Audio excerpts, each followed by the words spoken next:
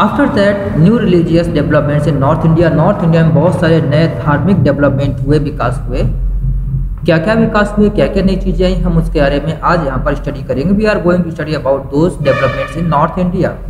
The period after the 13th century saw a new wave of Bhakti movement in North India. This was an age when Islam, Brahmanical Hinduism, Sufism, various strands of Bhakti and the Nathpanthis, Siddhas and Yogis influenced one another. जब इन सभी ने, इस्लाम ने, Brahminical Hinduism ने, Sufism में, नाथपंथी ने, भक्ति ने, सभी ने एक दूसरे को बहुत ज़्यादा इन्फ्लुएंस किया, प्रभावित किया था। दोनों यानी कि सारे के सारे एक दूसरे के टच में आए। We saw that new towns and kingdoms were emerging and people were taking up new professions and finding new roles for themselves। और नए नए शहर बन रहे थे, राज्य बन रहे थे, स्टेट्स बन रहे थे और लोग जो है वो नए नए प्रोफेशंस को एक्सप्रेस कर रहे थे। Such people, especially craftspersons, peasants, traders and laborers thronged to listen to these new saints and spread their ideas। और जो क्राफ्ट पर्सनस थे, वर्कर्स थे, पीजेंट्स थे, ट्रेडर्स थे, ये इन सब संतों को, साधुओं को सुनने के लिए जाते थे और उसको एंजॉय करते थे और अपने आप को चेंज करते थे। देखिए ये डिवोशनल पाथ होते हैं, ये जो आपके हैं ये साधु संत लोग जो है वो अपने डांस कर रहे हैं और भक्ति के गीत गा रहे हैं। Some of them like Kabir and Baba Guru Nanak rejected all orthodox religions। कुछ जो जैसे गुरु नानक थे, कबीरदास जी थे, इन्होंने सारे के सारे ऑर्थोडॉक्स रिलीजन्स यानी कि पुराने रूढ़िवादी धर्म को बिल्कुल ही रिजेक्ट कर दिया, नो कर दिया। Others like Tulsidas and Surdas accepted existing beliefs and practices but wanted to make these accessible to all. दूसरे लोग जैसे तुलसीदास थे, सूरदास थे, इन्होंने पुराने परंपराओं को माना और उनको एक्सेप्ट किया और चाहते थे कि हर आदमी के पास, आम आदमी तक पहुंच जाए। Tulsidas conceived of God in the form of Ram. Tulsidas ने कंसीव स्वीकार किया, ईश्वर को राम के रूप में स्वीकार किया। Tulsidas says composition the Ramcharitmanas written in Awadhi, a language used in eastern Uttar Pradesh. Eastern Uttar Pradesh की जो हिंदी है उसको अवधी कहते हैं। उन्होंने अवधी भाषा में रामचरितमानस को लिखा। is important both as an expression of his devotion and as a literary work. और ये जो थी बुक है रामचरितमानस, ये उनके भक्ति और साहित्य दोनों की दृष्टि से बहुत ही ज़्यादा महत्वपूर्ण है। और ये देखिए आपका जो मैप ऑफ इंडिया है, इसमें हमको दिखा रहे हैं गुरु नानक कहाँ पर थे 15वीं सेंचुरी में, दादू, मीराबाई, सूरदास, रामानंद, कबीर, रैदास, मतलब ये जो मैप ही आपको दिखा रहा है कि in this part of India who was the great saint poet who tried to change the lives of the people through the religious way। तो ये आपको बता देगा, आपको इसको थोड़ा स्टडी कर लेना कि किस पार्ट में कौन सा संत कभी हुआ था। And this can be asked in your questions in exams also. Expression of devotion and as a literary work. Surdas was an ardent devotee of Krishna. Surdas ardent, बहुत ही गहरे भक्त थे श्री कृष्ण के। His compositions compiled in the सूर सागर, सूर सारावली एंड साहित्य लहरी, ये जो इनके बुक्स हैं तीनों, ये बहुत ही ज़्यादा फेमस है, बहुत ही ज़्यादा डीप फीलिंग्स से भरी हुई हैं। एक्सप्रेस हिज डिवोशन, उनके डिवोशन को एक्सप्रेस करती हैं। Also contemporary was Shankardev of Assam, late 15th century, who emphasized devotion to Vishnu and composed poems and plays in Assamese। उन्होंने आसामी भाषा में लिखे और ये शंकरदेव जो थे आसाम के थे और भगवान विष्णु के भक्त थे। He began the practice of setting up namghar और houses of recitation and prayer. उन्होंने प्रार्थना घर या नाम जपने के घर यानी कि धार्मिक स्थानों की स्थापना की। A practice that continue date, जो आज भी चली आ रही, आज भी लोग बैठ के शांति से अकेले में ईश्वर का नाम जप करते हैं, माला फेरते हैं। This tradition also included saints like Dadu Dayal, Ravidas and Mirabai. इसी परंपरा में संत दादू दयाल और रविदास जैसे और मीराबाई जैसे संत हुए हैं। Mirabai was a Rajput princess married into royal family of Mewar in 16th century। 16th century Mewar में इनकी शादी एक राजपूत राजकुमार से हुई थी। Mirabai became a disciple of Ravidas, a saint from a caste considered untouchable। अछूत जाति के रविदास के संपर्क में आई और वो उनकी शिष्या बन गई। डिसिपल कहते हैं शिष्या। She was devoted to Krishna and composed innumerable bhajans. वो कृष्ण को समर्पित थी, उन्होंने बहुत सारे इन्यूमरेबल मीन्स असंख्य भजनों की रचना की, एक्सप्रेसिंग हर इंटेंस डिवोशन, और उसके माध्यम से अपने इंटेंस, अपने तीव्र समर्पण को उन्होंने दिखाया, प्रकट किया। Her songs also openly challenged the norms of the upper caste and became popular with the masses in Rajasthan and Gujarat। उनके गीतों में, उनके भजनों में अपर कास्ट के प्रति रोष था और लोअर कास्ट के प्रति उनका समर्थन, मीन्स वो चाहते थे कि नीचे और ऊंचे दोनों को मिल जाएं और दोनों में कोई किसी तरह का अलगाव भेदभाव नहीं है। A unique feature of most of the saints is that their works were composed in regional languages and could be sung। और जो संत कवि थे उनके भजनों की खास बात थी कि वो स्थानीय भाषा में थे और उनको आप गा सकते थे। They became immensely popular and were handed down orally from generation to generation। और वो इतने immensely popular, इतने प्रसिद्ध हो गए, लोकप्रिय हो गए कि जनरेशन टू जनरेशन बस मौखिक रूप से गाते हैं। जैसे हम जो है मीरा भाई के भजन, सूरदास के दोहे, सूरदास के भजनों को गाते चले आते हैं। Usually the poorest, most deprived communities and women transmitted these songs, often adding their own experiences। आमतौर पर जो गरीब लोग थे, जो बहुत ही डिप्राइव थे, बहुत ही कमजोर तबके के लोग थे, इनका और महिलाएं इन गीतों को ट्रांसफर करती रहीं और अपने खुद के अनुभवों को उनमें ऐड करते रहे, जोड़ते रहे। Thus the songs as we have them today are as much a creation of the saints as of generations of people who sang them। तो आज जो गीत हमें मिलते हैं वो वास्तविक ना होकर उन संतों के तो हैं, साथ ही साथ उनमें जनरेशंस के पीढ़ी दर पीढ़ी बदलाव भी शामिल हैं। They have become a part of our living popular culture, और वो हमारे आज के लिविंग, आज के सजीव पॉपुलर संस्कृति का हिस्सा बन चुके हैं। Now let us look have A closure look at Kabir. Kabirdas को हम सभी ने सुना हुआ है, सभी को से परिचित हैं। Kabir who probably lived in the 15th-16th century, जो 15th-16th सेंचुरी में हुए थे, was one of the most influential saints, एक सबसे ज्यादा प्रभावशाली संतों में से एक थे। He was brought up in a family of Muslim Julahas or weavers settled in the near the city of Banarasi. Banaras के एक मुस्लिम जुलाहा परिवार में उनका पालन पोषण हुआ था। We have the little knowledge reliable information about his life। उनके जीवन के बारे में हमें रिलायबल विश्वसनीय जानकारी बहुत कम है। We get to know of his ideas from a vast collection of verses called Sakhis and Padas said to have been composed by him and sung by wandering bhajan singers. उनके बारे में जो जानकर अधिकतर जानकारी हमको जो है वो पद और साखियों से मिलती है, जिनको कि उनके वांडरिंग घुमंतु भक्त लोग गाते रहते थे।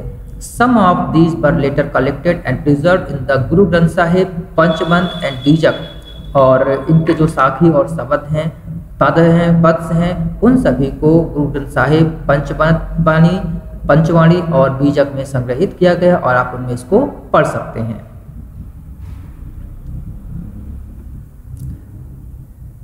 Kabir's teachings were based on a complete, indeed vehement rejection of major religious tradition। Kabir की शिक्षाओं में सबसे बड़ी बात यह थी कि उन्होंने पुराने परंपराओं को, ऑर्थोडॉक्स को पूरी तरह से रिजेक्ट किया है और नई चीज़ों को एक्सेप्ट किया है कि सीधे साधे तरीके से ईश्वर की भक्ति की जाए। His teachings openly ridiculed all forms of external worship of both Brahmanical Hinduism and Islam। उन्होंने हिंदू और मुसलमान दोनों के ही बाहरी दिखावे कर्मकांडों का पूरी तरीके से विरोध किया है, उसको रिजेक्ट किया है। The preeminence of the priestly classes and the caste system, पिछली क्लासेज पुजारी वर्ग, पुरोहित वर्ग और जो कास्ट सिस्टम, उन दोनों को उन्होंने पूरी तरीके से रिजेक्ट किया है। The language of his poetry was a form of spoken Hindi widely understood by ordinary people. और जो उनकी कविताओं की जो भाषा थी वो आम आदमियों की हिंदी भाषा थी। He also sometimes used cryptic language which is difficult to follow. कई बार वो क्रिप्टिक मीन्स जो है रहस्यवादी भाषा का प्रयोग करते हैं, जो कि समझना काफ़ी मुश्किल होता है। Kabir believed in a formless supreme God. वो एक फॉर्मलेस मीन्स निराकार ईश्वर में विश्वास करते थे and preached that the only path to salvation was through bhakti और डिवोशन। और उन्होंने बताया कि मोक्ष का, मुक्ति का मार्ग एक ही है, वो है भक्ति या फिर डिवोशन यानी कि समर्पण। पढ़े। अब हम पढ़ेंगे बाबा गुरु नानक देव। गुरु नानक देव के बारे में आप सभी लोग जानते हैं कि ये सिख धर्म के संस्थापक थे। इनका जन्म पंजाब पाकिस्तान के तलवंडी नामक जगह पर हुआ था और इन्होंने अब बहुत कुछ टहलने की यात्रा करने के बाद में डेरा साहिब की स्थापना की थी, जो कि करतारपुर में है। इसके अलावा जाति और धर्म और ऊंच नीच को मिटाने के लिए इन्होंने अपने यहाँ सेक्रेड स्पेस क्रिएटेड के जिनको धर्मशाला और आप गुरुद्वारा कहते हैं, और इन गुरुद्वारों में एक कॉमन किचन होता है, इसको लंगर कहते हैं, जिसमें सभी धर्म जाति और ऊंचे नीचे लोग एक साथ बैठकर खाना खाते हैं, भोजन करते हैं। बिफोर हिज डेथ, अपनी डेथ 1539 में इनकी डेथ हुई थी, लेकिन उससे पहले गुरु नानक ने अपने शिष्य लहना को अपना उत्तराधिकारी घोषित कर दिया था। लहना ने अपना नाम गुरु अंगद रखा, और गुरु अंगद का मतलब हो गया कि जो इसमें गुरु शब्द है कि वो स्वयं भी एक अंश है बाबा गुरु नानक देव जी का। गुरु अंगद यानी लहना ने अपने सारे कंपाइलेशंस को रचनाओं को कंपाइल के इकट्ठा किया, और उसके साथ साथ अपनी खुद की रचनाएं भी इकट्ठी की, और उन्होंने एक लिपि का आविष्कार किया, उसको कहा जाता है गुरुमुखी, यानी कि जो गुरु भाषा है, जो आपका गुरु ग्रंथ साहिब है, वो गुरुमुखी में लिखा गया है। अब जो 3 सक्सेसर्स हुए थे गुरु अंगद के, उन्होंने भी अपने नाम के साथ, नानक के नाम के साथ में उन्होंने बहुत सारी कविताएं लिखी, और इन सब रचनाओं को, इन सब कविताओं को या भजनों को, गीतों को 1604 में गुरु अर्जन देव ने एक साथ मिलाकर एक पुस्तक के रूप में इकट्ठा कर दिया। इसी कंपाइलेशन में आगे शेख फरीद, संत कबीर, भगत नामदेव, गुरु तेग बहादुर की रचनाओं को भी इकट्ठा किया गया, जोड़ दिया गया। 1706 में इन दिस कंपाइलेशंस को गुरु गोविंद सिंह ने एक मान्यता दे दी कि ये गुरु ग्रंथ साहिब हैं और यही आपके अगले गुरु रहेंगे, यानी गुरु गोविंद सिंह के बाद में कोई भी नया व्यक्ति गुरु नहीं बनेगा। और जो गुरु ग्रंथ साहिब है वो होली स्क्रिप्चर है। The number of Guru Nanak followers, यानी कि गुरु नानक देव के जो फॉलोअर्स थे उनकी संख्या 16th सेंचुरी में बहुत ज़्यादा बढ़ी, और ये सब के सब जो है ये number of caste but traders, और ये सब के सब बहुत अलग अलग जातियों के लोग थे, व्यापारी लोग थे, और इस तरीके से सभी अलग धर्म और जातियों लोग मिलकर इस पंथ में जुड़ते चले गए। This may have something to do with Baba Guru Nanak's insistence that his followers must be householders and should adopt productive and useful occupations. इसका मतलब यह नानक ने कहा कि जो भी मेरा फॉलोअर होगा उसको प्रोडक्टिव होना चाहिए, हाउस होल्डर यानी कि उसको घर गृहस्थी, घर परिवार का पालन करना चाहिए, और अच्छे कार्य करके गृहस्थी को चलाने के लिए, यानी घर परिवार चलाने से समाज को चलाने के लिए उनको कार्य करने वाला मजबूत वर्कर होना चाहिए, ना कि निठल्ले लोग जो कि चुपचाप इधर उधर पड़े हुए खाते पीते रहें। They were also expect to contribute to the general funds of the community of followers, और उनको इतना सक्षम होना चाहिए कि वो अपने कम्युनिटी के लोगों को कार्यों में आर्थिक रूप से सहायता कर सकें, धन का दान कर सकें। इसीलिए हम लोग देखते हैं गुरुद्वारों में जाकर सरदार लोग, और वैसे जब भी कहीं की मुसीबत होती है तो सिख लोग जो है बहुत ज़्यादा दान करते हैं, लोगों की हेल्प करते हैं। By the beginning of the 17th century, the town of Ramdaspur जो कि अमृतसर में है, वहाँ पर developed around the central gurdwara called Harmandar Sahib Golden Temple, जो कि अमृतसर वो आपका 17th सेंचुरी की बिगनिंग में डेवलप हुआ। It was virtually self governing and modern historians refer to the earlier century Sikh community as a state within the state, और इसको जो हिस्ट्रियन है, मॉडर्न हिस्ट्रियन है, वो ये कहते हैं कि ये अपने आप में एक स्टेट था। Mean state within the state means राज्य के बीच में एक अपना राज्य था जो कि स्वल्प अपने आप पे डिपेंड था। The Mughal emperor Jahangir looked upon them as a potential threat and he ordered the execution of Guru Arjan in 1606। Mughal emperor Jahangir ने कहा कि ये तो हमारे राज्य के लिए खतरा है, और इसलिए उन्होंने गुरु अर्जन को खत्म करने का, एग्जीक्यूशन मीन्स खत्म कर देने का आदेश दे दिया। The Sikh movement began to get politicized in the 17th century, a development which culminated in the institution of Khalsa by Guru Gobind Singh in 1699। और इससे नाराज होकर जो सिख मूवमेंट था वो राजनीतिकरण हो गया उसका 17th सेंचुरी में। इसके बाद ये धीरे धीरे खालसा के रूप में डेवलप होता चला गया, और फिर गुरु गोविंद सिंह ने खालसा की स्थापना 1699 में की। The community of Sikhs called the Khalsa पंथ, और फिर सिखों के पंथ को खालसा पंथ कहा जाता है। बिकेम पॉलिटिकल एंटिटी, और तब ये जो है पॉलिटिकल राजनीतिक एंटिटी, एक राजनीतिक क्षेत्र, राजनीतिक विचारधारा बन गई। The changing historical situation during the 16th and 17th centuries influenced the development of the Sikh movement, और इसने जो है सिख मूवमेंट को उस 17th सेंचुरी 16th सेंचुरी में बहुत ज़्यादा प्रभावित किया। The ideas of Baba Guru Nanak had a huge impact on this development from the very beginning। शुरुआत से ही बाबा गुरु नानक देव जी के विचारों का इस पर बहुत ज़्यादा प्रभाव था। ही emphasized the importance of worship of one God, उन्होंने एक ईश्वर की प्रार्थना पर, पूजा पर बल दिया। He insisted that caste, creed और gender was irrelevant for attaining liberation, उन्होंने कहा कि आज़ादी के लिए, मुक्ति के लिए ये जाति, धर्म और ऊंच नीच बहुत ही गलत हैं, नहीं होने चाहिए। His idea of liberation was not that of a state of inert bliss, but rather the pursuit of active life with a strong sense of social contentment। उन्होंने कहा कि कमिटमेंट केवल अपना नहीं बल्कि सामाजिक रूप से सभी का जो है मुक्ति। He himself used the term नाम, दान एंड स्नान for the essence of his teaching, उन्होंने अपनी essence of teaching यानी अपने शिक्षाओं के सार के रूप में उन्होंने 3 चीज़ों को अपनाया, नाम, दान और स्नान। which actually meant right worship, नाम का मतलब सही पूजा करना, वेलफेयर ऑफ अदर्स, दान मतलब दूसरों के पूजा का, दूसरों के वेलफेयर, अच्छाई का काम करना, दूसरों की हेल्प करना, एंड प्योरिटी ऑफ कंडक्ट। जो स्नान है, स्नान का मतलब होता है प्योरिटी ऑफ कंडक्ट, कि आप चरित्र से बिल्कुल ही उम्दा रहें, चरित्र से बिल्कुल मजबूत रहें, शुद्ध रहें। His teachings are now remembered as naam japna, उनकी टीचिंग्स को आज नाम जपना के नाम से याद किया जाता है। कीरत करना एंड बंद चखना, ये 3 जो उनके सिद्धांत हैं जिनको कि हमें फॉलो करना होता है।